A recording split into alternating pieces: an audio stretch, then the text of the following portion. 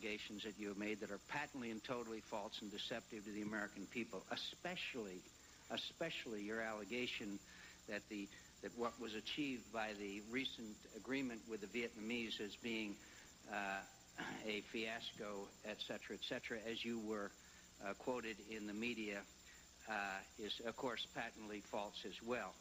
Now, I'd like to finish, Ms. Alfond. I'd like you to direct the witness to let me finish, Mr. Chairman.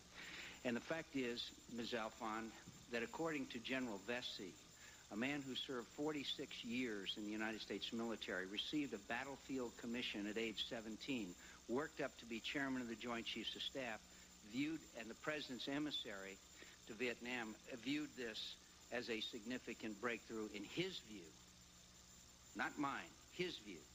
A man whose credentials are unimpeachable, even by someone like you. I find insulting to him and the efforts that he has made for all these years as the President's emissary. Now, you are entitled to your opinions. You are entitled to your views. You get them aired frequently. And that's entirely appropriate in our society. But for you to say, for you to allege to families who I happen to know, whose long nightmare is over, who is finally over after 20 years, the wife of an Air Force major that I recently talked to, that this means nothing, of course, is an outrageous insult, not only to them and their families, but to those individuals themselves.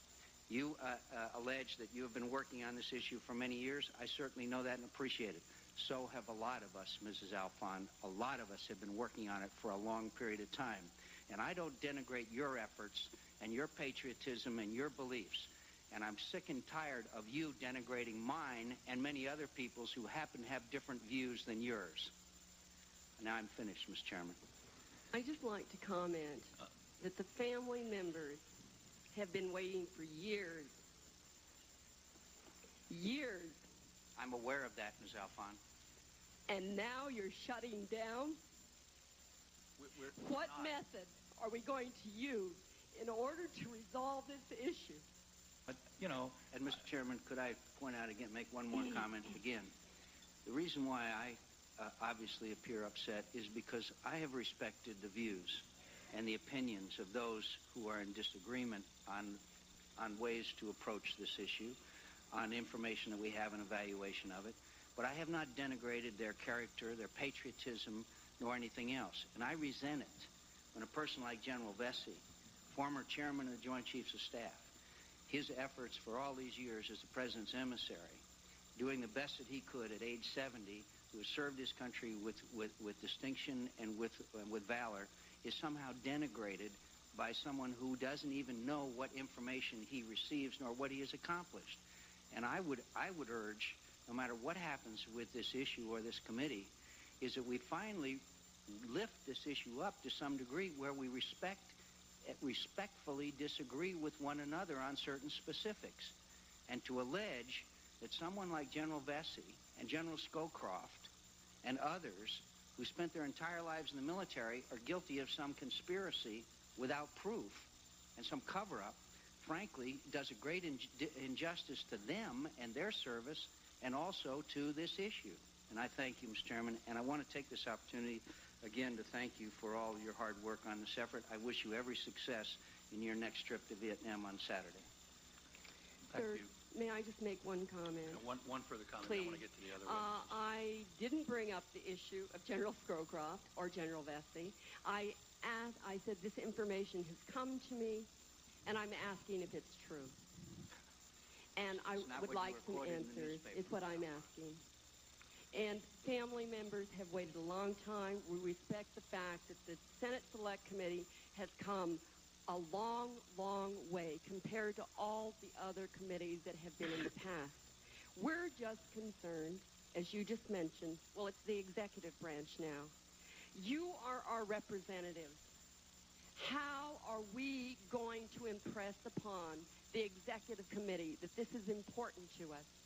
Now, I have gone to both the majority and the minority persons, and they tell me that if I get a recommendation from the Senate Select Committee to continue this on, then they would look into it. I've talked to the Rules Committee. They said they need a recommendation. The money is there, and they will continue it.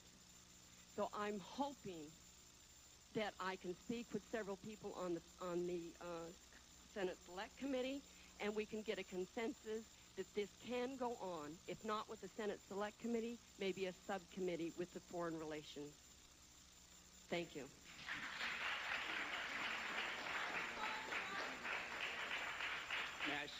May I say, Mr. Chairman, that Mrs. Alfond's remarks in her written statement are far stronger than what she just alleged. Quote, the recent 4,800 photograph fiasco is yet another example of committee duplicity. I'd like you to tell that to some of the families who have finally had this nightmare ended, Mrs. Alfond. I'd like you to tell it to them. I've been speaking to them, sir. No. I've been speaking to them. No, I've been talking to them, and they are grateful, and they are happy. And this is in the view of most experts, a significant breakthrough. Now, when you call it a fiasco and committee duplicity, then you and I have strong disagreement, Ms. Alfond. Sir, it was not the fiasco of the 4 or whatever remains came back or information on remains. The fiasco was the people that stepped out and said, we have written the final chapter to Vietnam. No one said that. That was in the statement the first day. The final chapter is coming to its end, and we have not even come close to the final chapter of Vietnam, World War II, Korea, or the Cold War.